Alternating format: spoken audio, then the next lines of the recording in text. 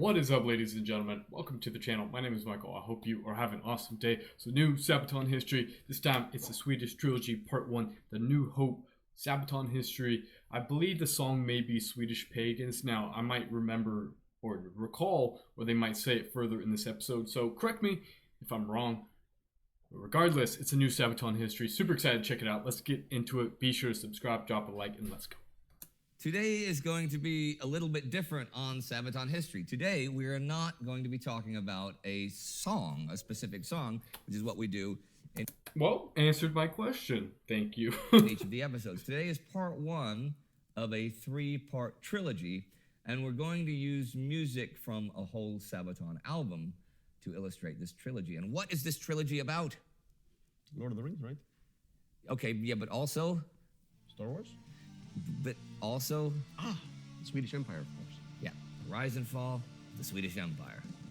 And Star Wars and the Lord of the Rings. Yes. Cool. We had to... Oh, wait. This is episode 4, A New Hope. Ooh.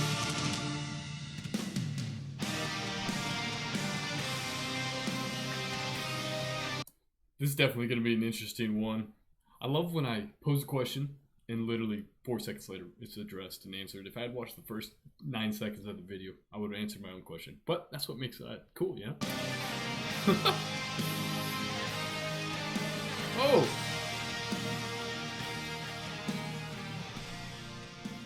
So yes, welcome to part 1 of the Swedish Trilogy, the history of their time as a great power.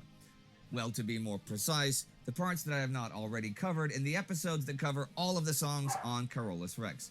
This trilogy fills in all the gaps, but for the full story, watch all the episodes.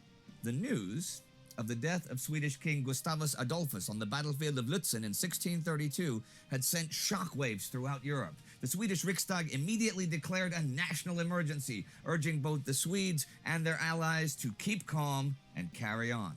Gustav Adolf had been a living legend for real. He was the heroic Protestant champion, the Lion from the North. But now, the Lion was dead, slain by his enemies, and Sweden's Chancellor Axel Oxenstierna came to the grim realization that it was way easier to get involved in a war than it was to get out of it. But the very first thing he had to arrange was the line of succession. The dead king's only surviving children were an illegitimate son and his 6-year-old daughter Christina. There was nothing in the Swedish constitution that prevented a woman from ascending to the throne, but Christina had to be of age first, which she would not be until 1644. And until then, her queen mother would reign in her stead together with the Regency Council. Problem was, Maria Eleonora suffered a mental breakdown at the news of her husband's death and was declared unfit to rule. When they brought the dead king's body back to Stockholm in August 1633, they had to post guards in front of Riddarholm Church each night to prevent the queen from opening his sarcophagus again. Sick from grief, the queen succumbed to despair, cursing the barbaric Swedes for her fate. Over the coming years, she wore nothing but black and chased all relatives away who tried to appeal to reason. Christina would...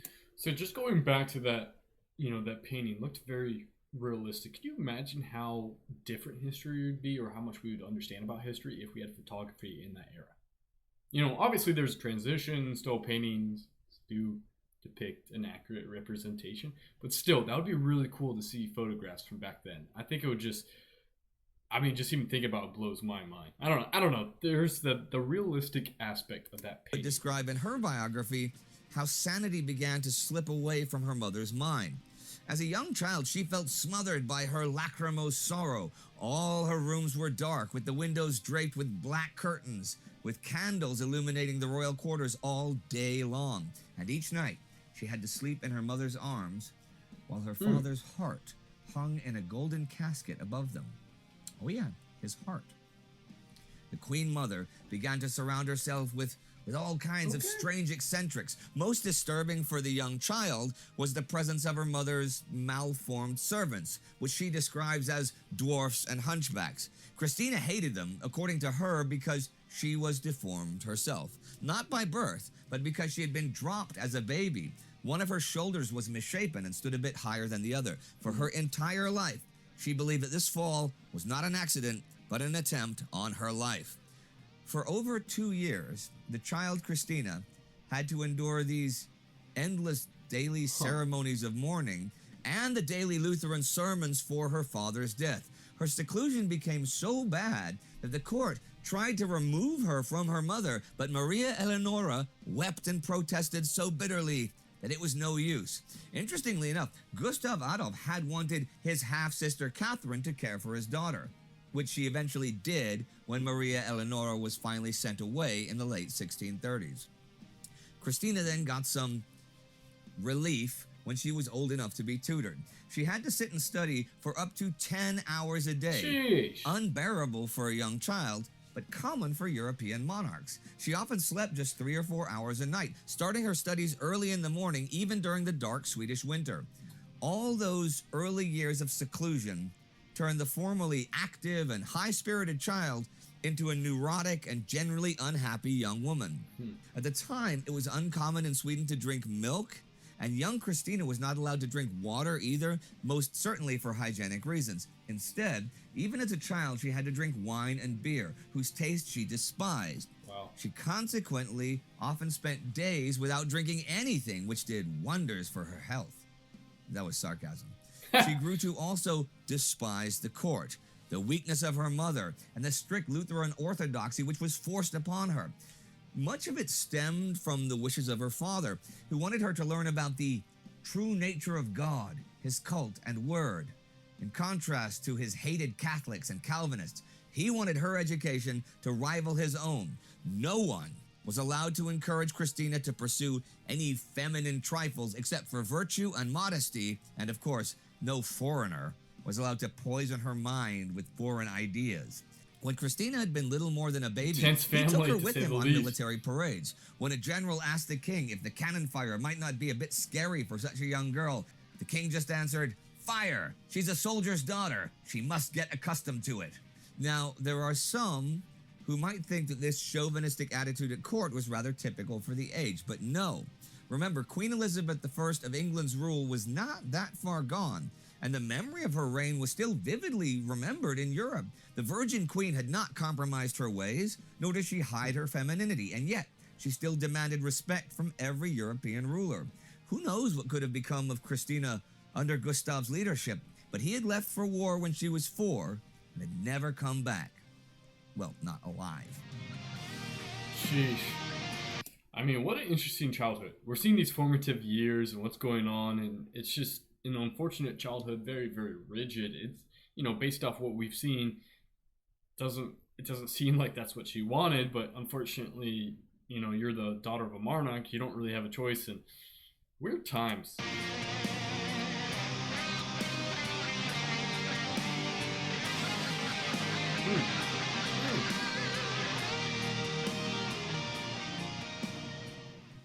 When Christina was 20, had begun her rule, and was still neither married nor pregnant, she became a hot topic of European gossip.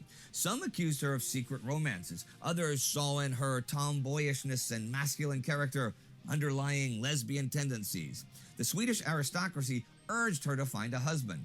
The most suitable candidate seemed to be her cousin, Carl Gustav. Oh, gosh. Both of them were close and of marital age, and although there was, in fact, a romantic spark, she refused to make promises. Carl Gustav embodied pretty much the ideal of a Swedish warrior. He already commanded men in Sweden's battles and was overall an exemplary soldier. Christina, however, simply did not want to marry, no matter how much the council or Oxenstierna tried to push her to one candidate or the other. Instead, she spent her time indulging in reading foreign books such as Descartes' Principes de la Philosophie. She embraced the ideas of enlightenment and spent hours a day discussing philosophical and religious ideas with her inner circle. The 30 Years' War had opened up Sweden to international culture, even if it was mainly just because of the amount of loot and bribes the generals carried back to the country. The old Swedish simplicity gave way to chairs padded with Spanish leather, to ornate furniture from Germany, Dutch paintings, or marble statues from Italy. Christina even had a pet lion. Oh, and brought what? Sweden its first French ballet. That's legit. All these things further fueled her. Could you imagine having a pet lion? Like, seriously, having a pet lion? Assuming this lion wasn't, the killer lion, which we can't take that instinct out, but regardless, a pet lion in the 1600s. Her curiosity It's about the awesome. world beyond the Baltic Sea and her longing to escape the suffocating atmosphere of her court. She was well aware that she was the daughter of Sweden's legendary warrior king, and that she had a duty to her country and his legacy. But what if she was simply not cut out for this life? She was unhappy, lonely, and depressed. Would she have to sacrifice any lifelong happiness to duty, or was there a way out? Meanwhile, in Germany, as the Habsburg Emperor Ferdinand III was finally willing to negotiate, Christina pushed for peace. The war, which had taken her father's life, was coming to an end at the Westphalian Peace Conference in 1648. Sweden did well in the settlement and controlled most of the Baltic coast and had possessions in... So one of the things that I've been enjoying a lot is seeing the maps of territory and how the geography changes. I mean, we could see kind of in the Germany, modern day Germany, there's obviously a lot of action going on. Sweden, is there. Norway's not there. Finland's not there. We're seeing a little bit of Prussia, the Polish, Lithuanian, some other Transylvanias, a few other different places. And that's just so cool to see these different territories and how it's just evolved and changed. Northern Germany. At the same time, cool. Christina's dreams of abdication became more than just a vague desire. While she made the public believe that she was set on marrying Carl Gustav, in reality, she would use her cousin to flee the monarchy. She had already elevated his position by making him generalissimo, but now she would make him king. In September 1650, just 1 month before her official coronation, delayed by the war, Christina made the final step forward. She wanted Carl Gustavus to be declared her successor, and even more, her heir, marriage or not. After much discussion, and even more bribery, the Swedish aristocracy eventually gave their blessing. Despite all this going on, Christina's coronation was one of the most pompous in Swedish history. Surrounded by lines of halberdiers, she drove through Stockholm in a carriage covered in velvet and gold, and followed by mules and camels. Camels! Yeah. A triumphal arch had been built to illustrate Sweden's victories in the 30 Years' War. A Swedish lion holding a thunderbolt was framed by captured German battle standards. Wearing a robe of pure velvet, Christina stepped into the great church, followed by Carl Gustav wearing a crown. While all of Sweden enjoyed the celebrations of her coronation, Christina knew herself that her days as a queen were already numbered. She had finally decided to give up her throne and leave Sweden altogether. Another reason for the decision to leave was that she was guilty of nothing more than high treason. For months, she had been secretly corresponding with the archenemy of the Reformation, the Society of Jesus, the Jesuits. Christina now held nothing but contempt for the Lutherans and wanted to convert to Catholicism with the help of the Jesuits. Before this could come to light and endanger her life, she revealed her intentions to abdicate to the Riksdag. Christina had not been a terrible or an unfaithful queen, but her growing disinterest in politics and the fate of her realm was plain to see. Reluctantly, the Riksdag agreed. In May 1654, the day finally came. Christina declared in front of her court that her reign had become a terrible burden to her, and that she placed all her faith in her cousin, who would lead Sweden to greatness and carry on the tradition of Sweden's victories. Sweden, she said, would need a new warrior king. She, on the other hand, was like a southern flower, which could not survive in the harsh northern climate. The abdication ceremony a month later declared for Carl Gustav, or King Carl X de Gustav. Christina was finally free. She dressed in simple clothes and prepared her disguise to leave the country.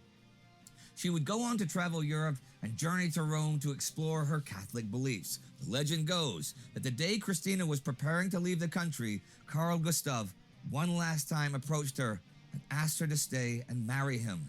Christina refused. Full of joy, she said, "Here I am at last at liberty and out of Sweden, where I hope never to return." Wow. As an afternote, she did return, and not that many years later. When Carl Gustav died less than 6 years later, with only a 5-year-old son as heir, she returned to Sweden to perhaps retake the throne. But with her Catholicism, this was now impossible. She remained only briefly in the country and then on one other short Wow. visit several years later. Her life outside of Sweden is not within the scope of this video, but you should look it up because it's super interesting. Like, for real. Like, total 1600s Game of Thrones stuff for like decades. Oh my gosh. Which doesn't really fit in with the Star Wars theme of this. Okay. That's it. Wow. I mean, it's just really, it's really interesting to see just these little tidbits, and I love how Sabaton really sits and they discuss this, and then they make songs about it. Like, seriously, it's just such a cool element. And plus, maybe this is the basis of Game of Thrones that we're seeing. You know, that's.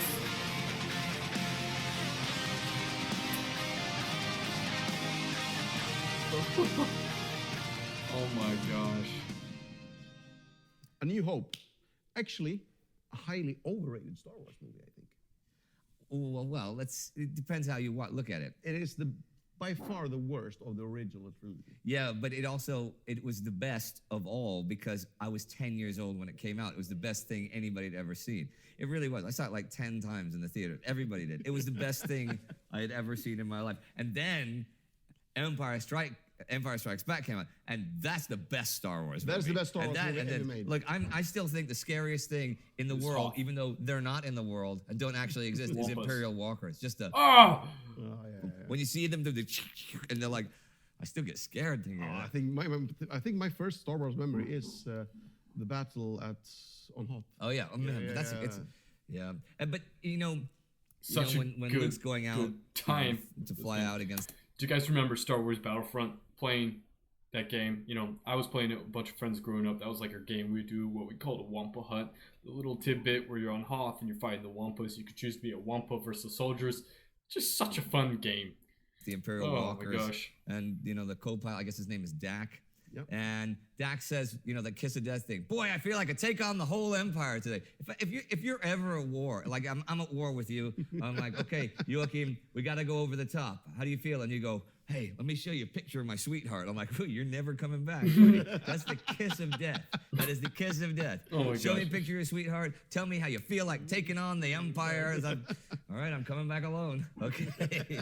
No, but I have to say, though, I still the Star Wars, I don't call it A New Hope. I call it Star Wars because the first one was Star Wars. And I was born in 1967. I was 10. It's Star Wars. Yeah. Okay, there have been some shitty Star Wars movies. Should Really we get into the shitty. Swedish Empire, maybe? Can't even name Okay, one. but that was an empire. And Empire, Okay, absolutely. that empire was a bit larger than the Swedish Yes, empire. which really wasn't that great, when we're talking to size. That's true.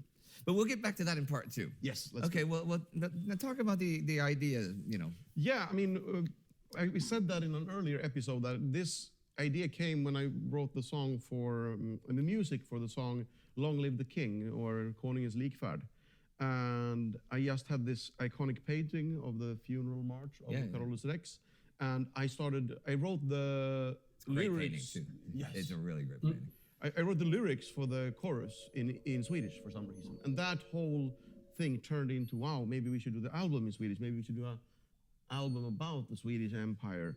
And the road it took us on is, the amount of research we had to do. All of a sudden we had to find books that weren't in print anymore. We had help from Bengt Liljegren, a history professor at the University of Lund, I believe. That's so cool. Written a book on Carolus Rex. You should check that out. It's actually really good. And I think it's in English as well. Going down all that rabbit hole, if you will, with that amount of research, we never used to go out and find books that are out of print. Right, oh yeah, and, okay, sure. And do stuff like that. Yeah, you would think that, even for some of the more obscure things that you guys write about, like, I don't know, Rourke's Drift or whatever and stuff, you still find plenty of material in print. Yeah, I mean, you can go into any online bookstore and buy something. Yeah. Hell, 50% of the stuff we write about, you can find more than what would be necessary from our Wikipedia article anyway. To come up with some creative lyrics for. Yeah. So, but it was really interesting. Wikipedia has some of the best articles, phrases, tidbits. Oh my gosh. It was really long project. Translating lyrics doesn't work. Yeah. We thought it would be easy. It's not. Some cases like Lifetime of War, we had to write 2 different lyrics for the same subject. But I love what we did. Many of you might have seen, we've covered Lifetime of War twice. Lifetime of War and Livstidig Krig. Yep.